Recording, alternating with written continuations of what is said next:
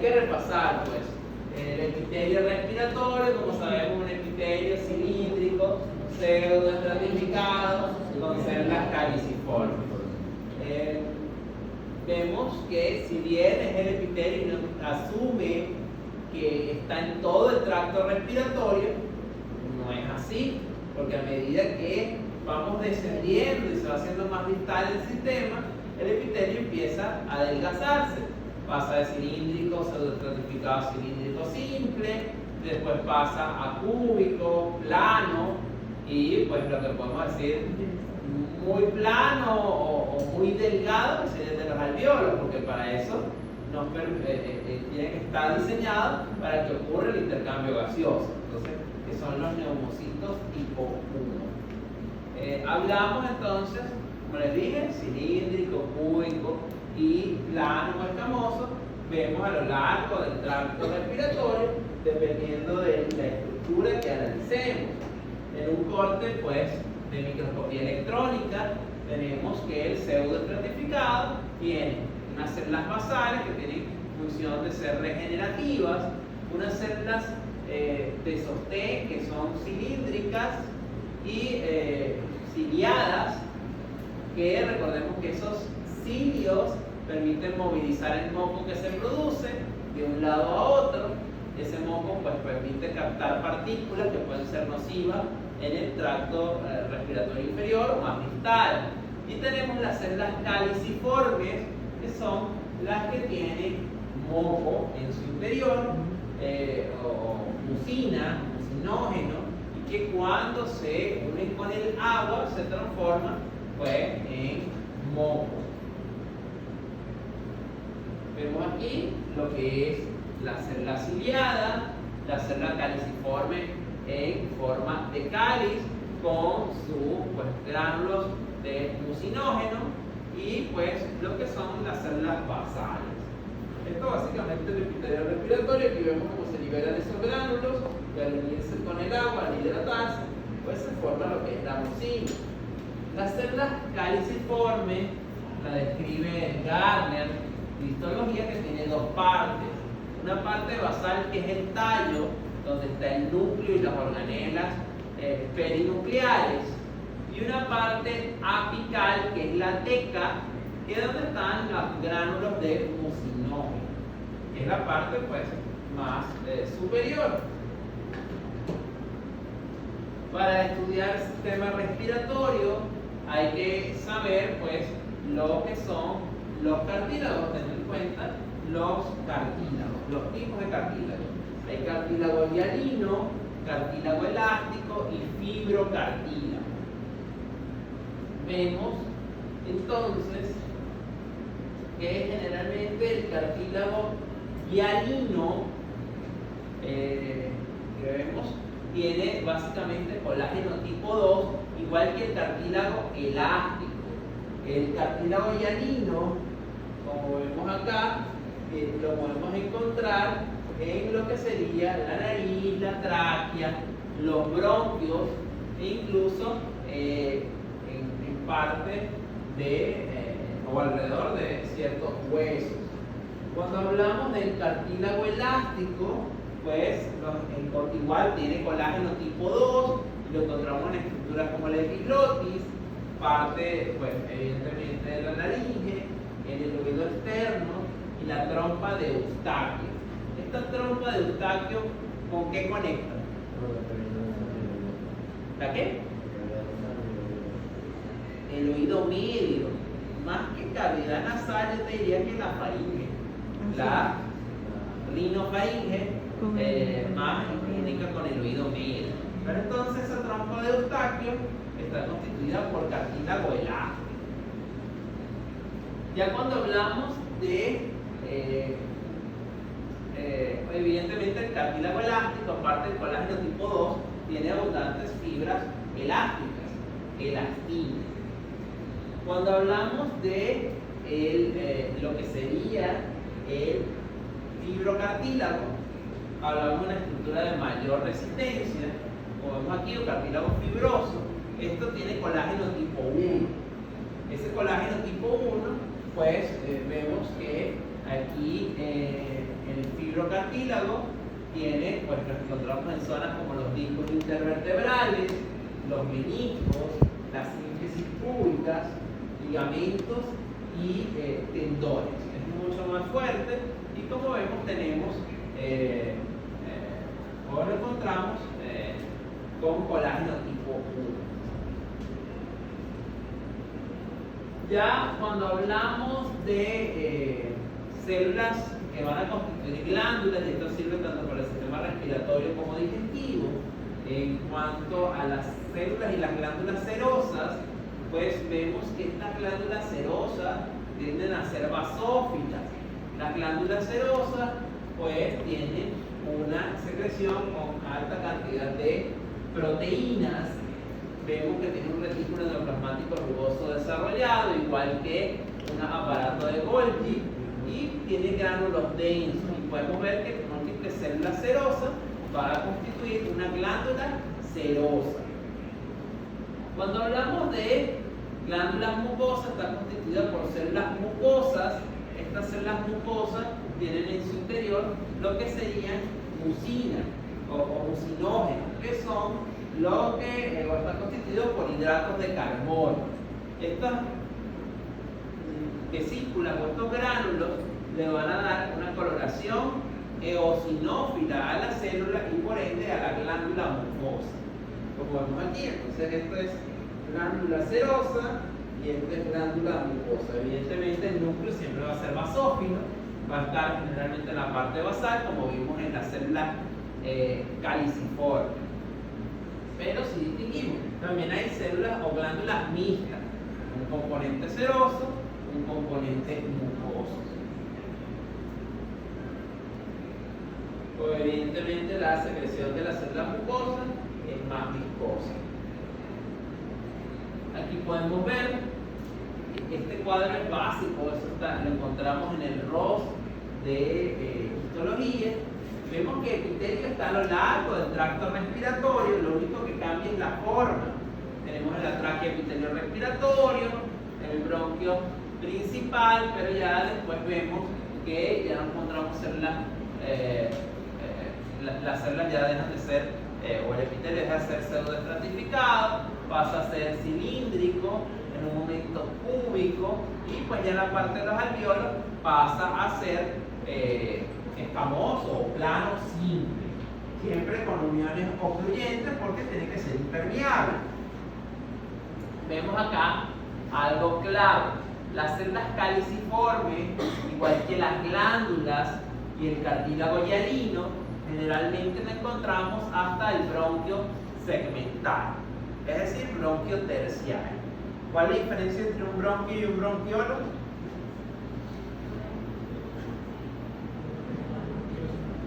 ¿Cómo?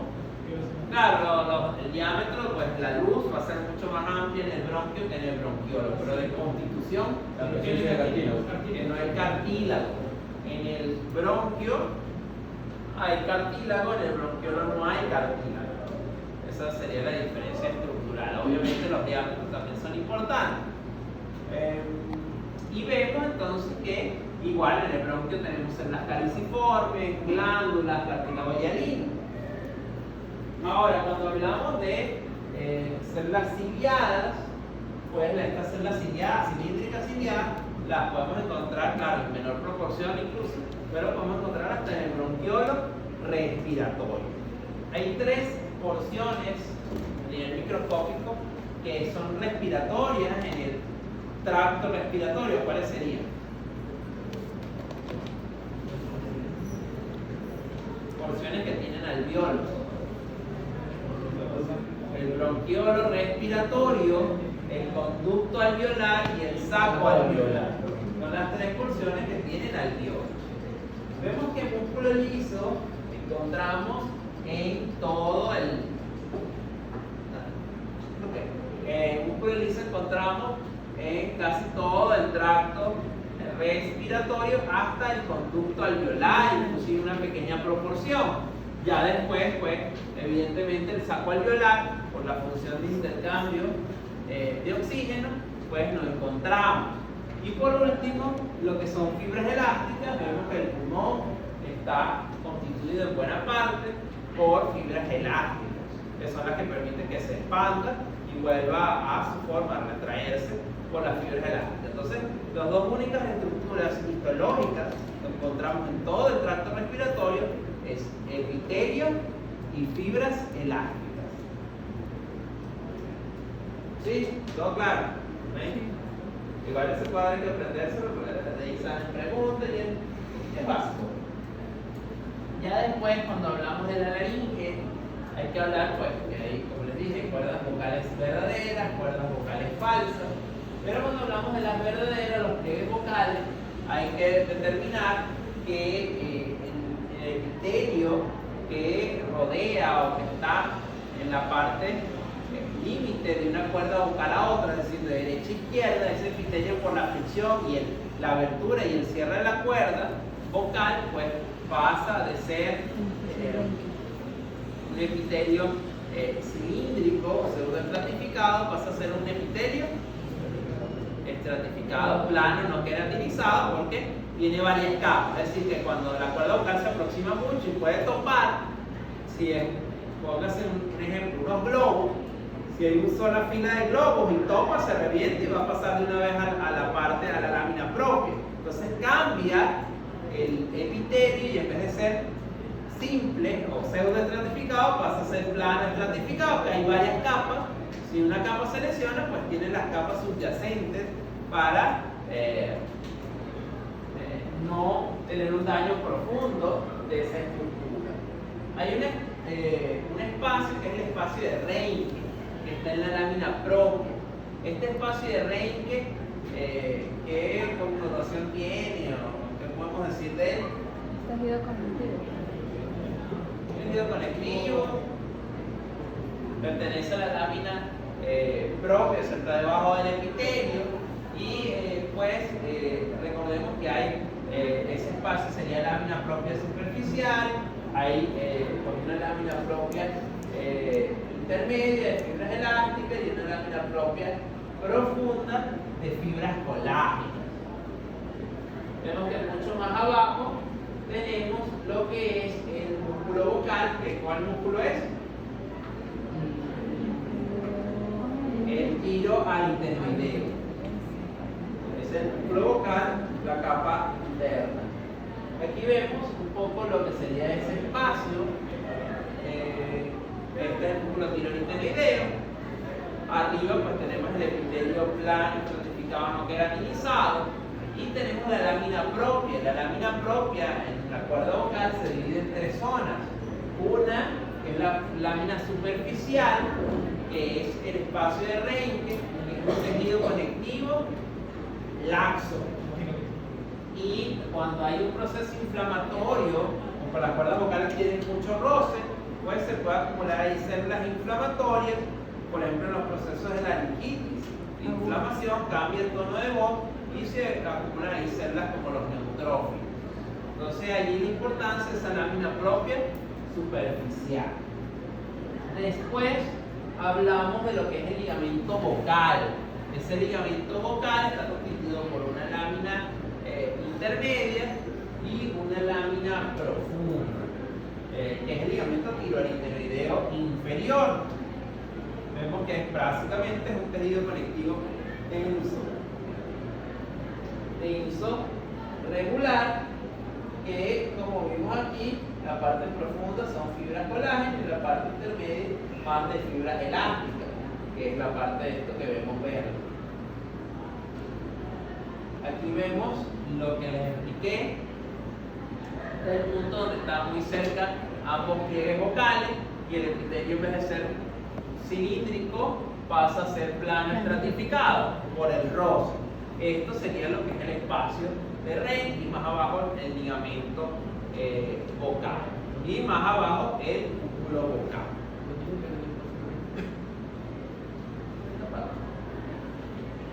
Obviamente hay que tener en cuenta eso.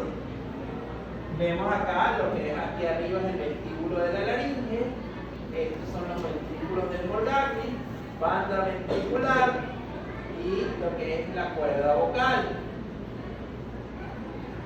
La laringe pues tiene un epitelio plano, estratificado, no queratinizado a nivel de la epiglotis, de la cara o de la superficie anterior o la que limita con la lengua, y pues la cara superior de los pliegues vocales también tiene ese epitelio, porque evidentemente si llega el bolo alimenticio, esa cara de la epiglotis pues necesita un epitelio más grueso. El resto de laringe tiene un epitelio cilíndrico pseudoestratificado en la glotis, en el espacio infraglótico. Vemos aquí la epiglotis y lo que sería el proceso vocal del aritenoide tiene cartílago elástico. El resto de la laringe es cartílago hialínico. Vemos aquí lo que es en la epiglotis, en este corte, la parte anterior, la superficie que va hacia la lengua, pues el epitelio plano estratificado, y la superficie que delimita con el orificio laringe superior, como no tiene el roce o el trauma con el bolo alimenticio, va a tener un epitelio cilíndrico pseudoestratificado, es decir, epitelio respiratorio. Vemos aquí lo que es el cartílago elástico. ¿Qué tipo de colágeno tiene el cartílago elástico? Tipo 2, de fibras elásticas. Recuerden que este cartílago, a diferencia de un anillo traqueal, el cartílago elástico tiene la epiglotis tiene movilidad para cerrar o abrir el orificio laringio superior. Vemos que hay glándulas mucocerosas mixtas. Cuando hablamos de la laringe en la mucosa, pues tenemos el epitelio respiratorio. Este tiene células caliciformes, cilíndricas ciliadas y basales. Estas son las principales células de este epitelio. Representan aproximadamente un 30% cada una de ellas. Que la vemos aquí. La ciliada, la basal y lo que sería la célula caliciforme. Ya cuando hablamos de células especiales, que son menos frecuentes, tenemos las células en cepillo, que representan un 3%, que se describe que tienen gránulos pequeños. Están las células serosas, que tienen pues gránulos serosos en su interior, y las células de SNET. ¿Qué significa SNET?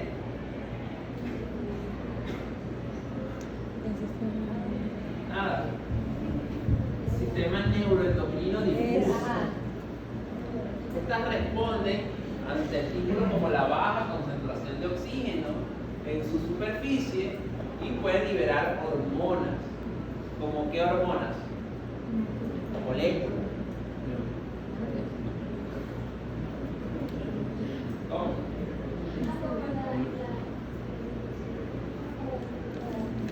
Bueno, lo vamos pensando y ahorita se lo digo. Esto tiene una conexión nerviosa con lo que es el hipotálamo, y algunos describen que pueden formar el cuerpo neuroepitelial pulmonar. ¿Y otro nombre puede tener estas células de SNET?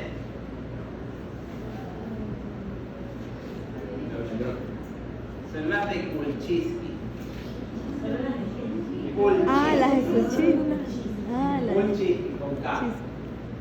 ¿Entiendes con eso? Yo decía, ¿cuál era? No me acordaba el nombre, te lo juro. Proteínas fijadoras Chicos, cuando hablamos de la submucosa, pues hablamos de que tiene un tejido conectivo denso y irregular. Recordemos que generalmente la mucosa tiene una lámina propia que es tejido conectivo laxo, ¿no? En líneas generales, cada órgano pues cambia, como vimos ayer en la parte de la cuerda vocal. A veces pues solo laxo, a veces hay también tejido conectivo denso, pero generalmente la mucosa tiene tejido conectivo laxo. La submucosa generalmente en los órganos tiene tejido conectivo denso y irregular, en este caso con glándulas mixtas, seromucosas. Y algunos libros describen de que la tercera capa, o sea, la laringe hay mucosa, submucosa, y la tercera capa es adventicia, que está representada por el cartílago. Algunos, otros describen mucosa, submucosa, cartílago y por último la adventicia, que sería como un tejido conectivo o adiposo que está después del cartílago. Vemos aquí lo que es el epitelio, lámina propia, glándula serosa, glándula mixta, en el corte de lo que es la laringe. Cuando hablamos de la tráquea, se describe que hay de 15 a 20 líneas de cartílago. Esto le da un soporte a la tráquea. Vemos que el cartílago es algo duro, consistente, sólido, y eso impide que colapse la luz. Generalmente, cuando se expira aire, se sale, teóricamente puede colapsar el sistema, pero en la tráquea, en los bronquios, no colapsa porque el cartílago le da el sostén. Así se va todo el aire, pues tiene igual algo que no va a colapsar, no es como una funda, un globo que sale todo el aire y va a colapsar. En este caso el cartílago le va a dar un sostén, así sea un cartílago incompleto en forma de C. Ahora, el bronquiolo, ¿qué hace que no colapse? Porque no tiene cartílago.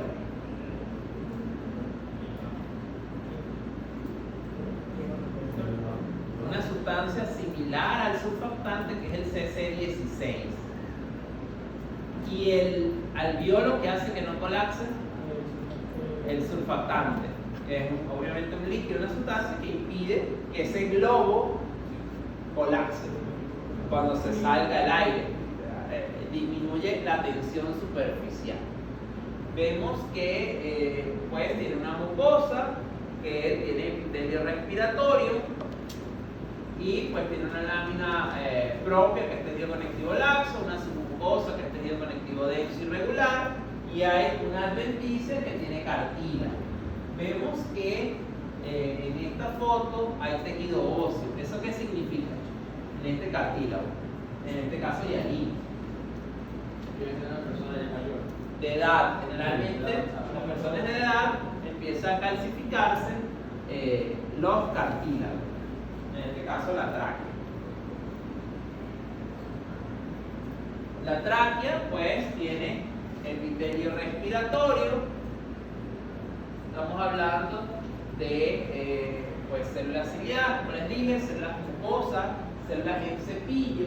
Estas células en cepillo pueden tener conexión con el sistema nervioso. Las células mucosas son las que tienen gránulos de mucinógeno y no tienen cilios. Y las células ciliares pues son las más abundantes. Cuando hablamos de las células granulares pequeñas de Kulczynski, tienen asociación o se tienden a tener con impregnación argéntica. Estas son del sistema INET y pueden liberar moléculas como las catecolaminas, serotonina, calcitotonina y la bombecina. Y tiene conexión, pues, como les dije, con el hipotálamo. También pues, están las células basales regenerativas. Esto es parte de la descripción de lo que es el epitelio respiratorio, que no solamente tiene 3 tipos de células, hay células menos frecuentes, pero que también están.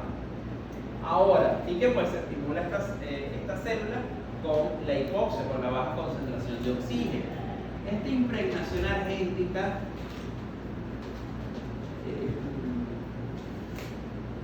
¿qué significa?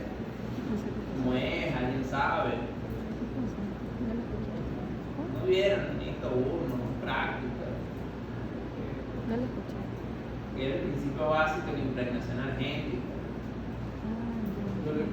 Reacciona más con el colágeno, ¿no? Con el tejido hialino. ¿Cómo? Con las fibras elásticas. ¿Cuál es el principio básico de la impregnación argéntica? Mía, sorpréndenos. Mariana, Paucar. Nada. Elki. O sea, pues no todas las coloraciones son hematicilina y eosina. Hay coloraciones especiales. ¿De qué? Azul.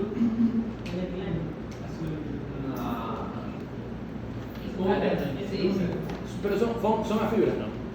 No, ¿qué significa impregnación argéntica? ¿Por qué La lo? tensión de... ¿Cómo? Claro, Google lo puede todo, pero sí, con plata, pues, funciones con plata.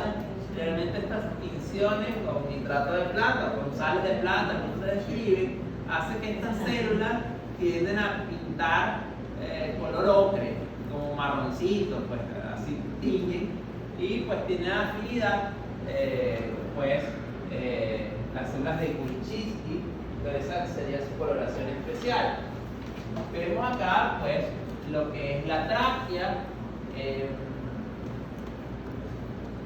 le dije mucosa, submucosa, y en la submucosa donde van a estar las glándulas, que pueden ser mucosas, serosas o mixtas, y pues más afuera tenemos lo que es la adventicia, que muchos describen que está el cartílago.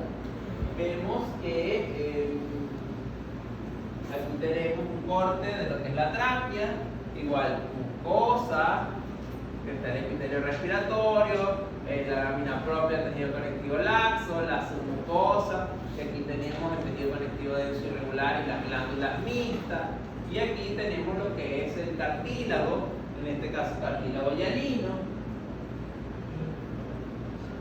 y pues algunos definen la parte de adventicia de tejido adiposo. Vemos aquí que en la parte más periférica está lo que es el pericórdico.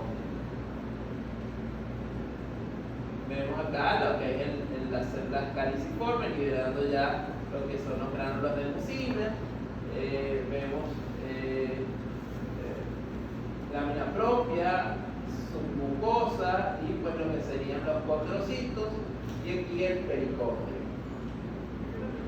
Vemos aquí el cartílago hialino, el pericondrio.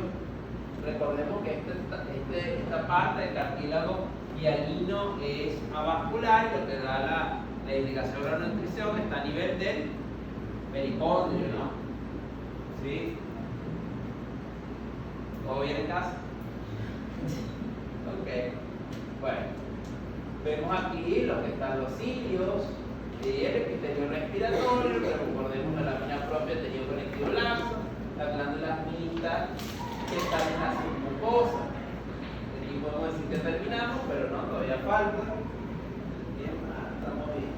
Ya cuando hablamos del árbol bronquial, pues este va disminuyendo de tamaño a medida que se va haciendo más vital. Evidentemente el tamaño del cartílago y las glándulas también, y va a disminuir la proporción de células caliciformes y el grosor del epitelio. Va a aumentar pues en proporción la cantidad de tejido elástico y de músculo liso en relación a la pared. Vemos los bronquios. ¿Cuál es la diferencia entre un bronquio primario o extrapulmonar y un bronquio secundario, terciario y intrapulmonar? Ajá, ¿qué pasa con el cartílago?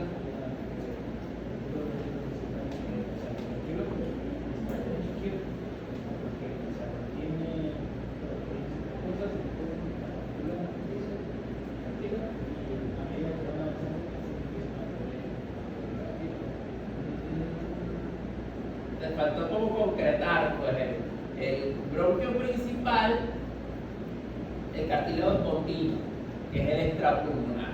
El intrapulmonar o secundario terciario, el cartílago es discontinuo, va por placas. Recordemos, pues igual hay una mucosa, esta mucosa pues tiene lo que es el epitelio respiratorio, en parte, la lámina propia, y tenemos acá una capa muscular. ¿Alguien sabe cómo se llama este músculo?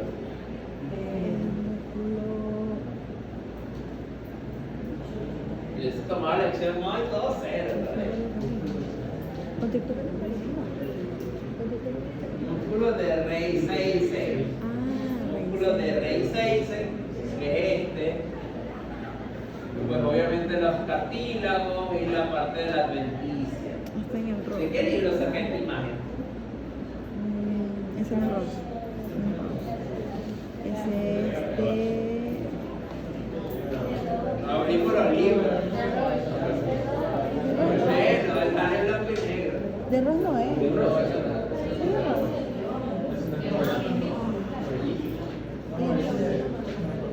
Dentifiores. Es que hay que saberse las imágenes, porque si no...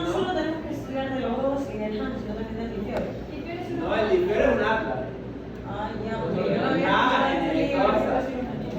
Pero lo digo porque, chicos, lo digo porque a veces hacemos las presentaciones y ponemos un montón de referencias, Di Fiore, Han, y cuando yo le expreso imagen no es ninguno de esos. Pues. Hay que estar claro de dónde se puede, de dónde están las imágenes. Claro, digo, pero las imágenes de donde sacan porque son intuitivas. Pues. Sí. Bueno, vemos entonces que los anillos en C primarios son de los bronquios extrapulmonares y ya cuando son fragmentados son bronquios secundarios o terciarios. Evidentemente el cartílago impide que colapse la luz. ¿Esto qué sería? ¿Qué bronquio sería este? Obviamente el aumento tiene poco aumento, pero ¿qué sería?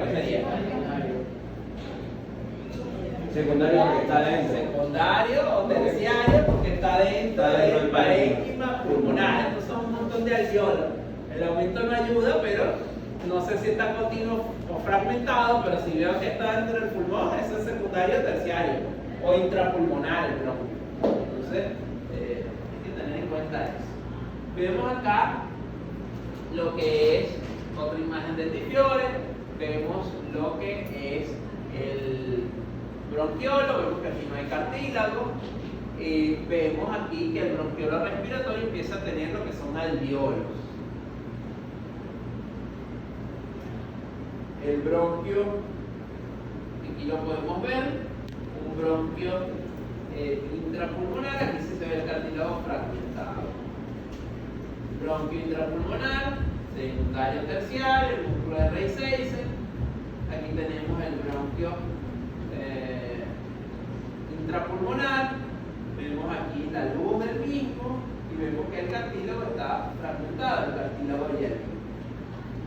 Aquí me dice que esto terminó, pero falta algo más. El músculo de Reisseisen es un músculo helicoidal, como las hebras del ADN, la doble hélice, como le ponemos las tiras al árbol que le hace un helicoidal, pues igual, pues. Y entre ese músculo puede salir o podemos encontrar lo que son los alveolos en el bronquiolo respiratorio o en el conducto alveolar. Salud. Entonces, aquí podemos ver el conducto alveolar. ¿Cuántos alveolos hay por pulmón?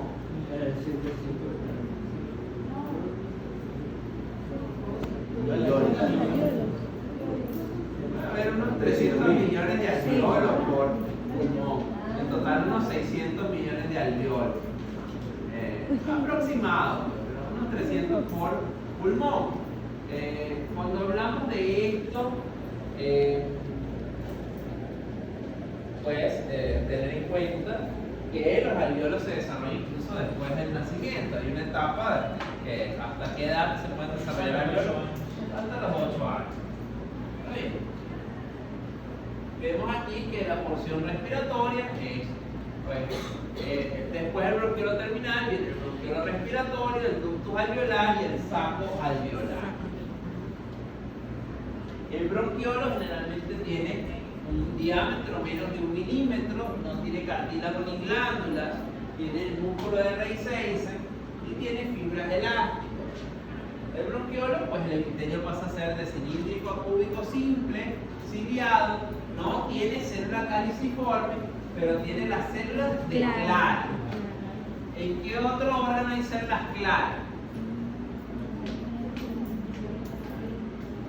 En el conducto colector hay células claras y oscuras, pero esto es por la microscopía electrónica en el riñón. Ahora, estas no son claras, son células D claras, es decir, alguien la describió de nombre claro. Esas células D claras son cilíndricas y son las que, por decirlo así, sustituirían las células caliciformes en el bronquiolo y son las que van a producir esta sustancia que es el CC16, que es el que va a disminuir la tensión superficial y va a impedir que colapse la luz del bronquiolo. Entonces son las células D claras. Y pues también tiene función de destruir toxinas inhaladas y puede ser incluso tener parte como función regenerativa. El bronquiolo terminal pues tiene menos de 0.5 milímetros de diámetro, tiene un tejido conectivo fibroelástico, tiene también músculo liso. La porción respiratoria, como les dije, está el bronquiolo respiratorio, el ductus alveolar y el saco alveolar. ¿Cómo se llama? O mejor dicho, el saco alveolar, vamos a suponer como podemos ver, no sé, como unos racimos de fruta o de uvas. El punto donde confluyen varios racimos, en este caso varios sacos alveolares, se va a llamar atrio. Es decir, creo que no sale muy bien, pero si aquí hay un saco, aquí hay otro y aquí hay otro, este punto de confluencia se llama atrio. Aquí lo vemos, donde un saco alveolar, otro saco alveolar, otro saco alveolar, y este punto de confluencia sería el atrio. Atrio sacral, como se describe. Orificio, pues hablamos de que los orificios, el orificio alveolar o poro alveolar está recubierto o está rodeado de músculo liso y fibras reticulares y va a controlar el diámetro de este orificio para que entre o salga aire o alguna partícula, porque vean como el alveolo como si fuese un globo y tiene el orificio alveolar. ¿Alguien sabe qué son los poros de Kohn? ¿Cómo? Exacto, es el poro que permite la comunicación entre un alveolo y otro. Es decir, está en la pared interalveolar. Eso se llama poro de Kohn, con K. Diferente al poro alveolar. De Kohn, K-O-H-N. Poros de Kohn. Sí, de Kohn, K-O-H-N. Son poros, son los poros, como les digo, de comunicación, que están en el tabique interalveolar. Ok, después vemos los neumocitos. Hay neumocitos tipo 1 y tipo 2. Los neumocitos tipo 1 representan un 90 a un 95% de, bueno, la mayoría de los libros describen 95%. 95% de los neumocitos que van a recubrir la pared alveolar. Son células planas, algunos le escriben neumocitos, otros le ponen células alveolares tipo 1, tienen uniones ocluyentes y las organelas son perinucleares. Y están los neumocitos tipo 2, que apenas es un 5% de las células alveolares. Estos tienen pues función regenerativa, pero la principal es la producción de surfactante, que en el microscopio electrónico va a estar organizada en lo que serían los cuerpos laminares. ¿Cuál es el principal componente del surfactante? Dipalmitoil fosfatidilcolina. El principal componente del surfactante es dipalmitoil fosfatidilcolina. Aparte, tenemos otras estructuras como las proteínas SPA, SPB, SPC y SPD, que son unas proteínas o apoproteínas que terminan de constituir lo que es este surfactante. Tratan de precisar, no está en el rojo. Pero el principal componente es este lípido que es el dipalmitoil fosfatidilcolina. Vemos el tabique interalveolar, generalmente tenemos tejido conectivo y podemos encontrar monocitos que se trabasan y se transforman en macrófagos, que los denominamos células de polvo. Estos están encargados de la fagocitosis de microorganismos y surfactantes. Vemos acá lo que es, esta es la porción delgada, esto es la porción gruesa. Vemos acá pues en cuanto al tabique, obviamente la porción delgada sirve más para el contacto de un alveolo con otro, y la porción gruesa pues evidentemente para alojar células inflamatorias, células como las células de polvo, y ayudar a la función inmune. Vemos acá lo que sería, y pues también la porción delgada también permite el intercambio gaseoso. Vemos que hay células alveolares tipo 1, tipo 2, la tipo 1 es aplanada, la tipo 2 es cúbica, y las células de polvo que son los macrófagos alveolares. Cuando vemos estas células negras, ¿qué significado tienen? ¿Cómo la describe Ross? Células de la insuficiencia cardíaca, porque generalmente cuando hay insuficiencia cardíaca izquierda, la sangre pues regurgita y va hacia el pulmón, se extravasan glóbulos rojos y al fagocitar los macrófagos, las células de polvo, pues ese glóbulo rojo transforma por el hierro al macrófago y lo vuelve en un componente como negro, oscuro. Ustedes quieren células de la insuficiencia cardíaca. La constitución de la barrera alveolo-capilar está dada por endotelio, láminas basales, tanto el endotelio como el neumocito tipo 1, neumocito tipo 1 y surfactante. Son 5 componentes, pero son bien delgados cada uno de ellos. Vemos aquí el bronquiolo respiratorio, tenemos lo que son los alveolos. El bronquiolo respiratorio tiende a tener un epitelio cúbico, bronquiolo respiratorio, ductus alveolares, y después pasamos a los sacos alveolares. Vemos que el espacio donde confluyen varios sacos alveolares es el abdomen. Vemos aquí lo que es un bronquiolo, el músculo R6, un bronquiolo puede ser terminal. Vemos acá lo que es las paredes o los tabiques interalveolares. Vemos que cuando las células son aplanadas es neumocito tipo 1, cuando son cúbicas tienden a ser neumocitos tipo 2. A veces también las células aplanadas puede ser endotelio, una célula endotelial. Vemos que a veces los tabiques son bien delgados, igual aquí encontramos fibras elásticas, como les dije, todo el tracto respiratorio va a tener epitelio y fibras elásticas. Lo demás, pues en algún momento ya deja de tener. Vemos aquí que hay unos tabiques de división, en este caso, de tejido conectivo que se puede separar, pues, a un segmento, un lóbulo de otro. Y si no puede sobresalir con talento, triunfa con esfuerzo. Eso es todo.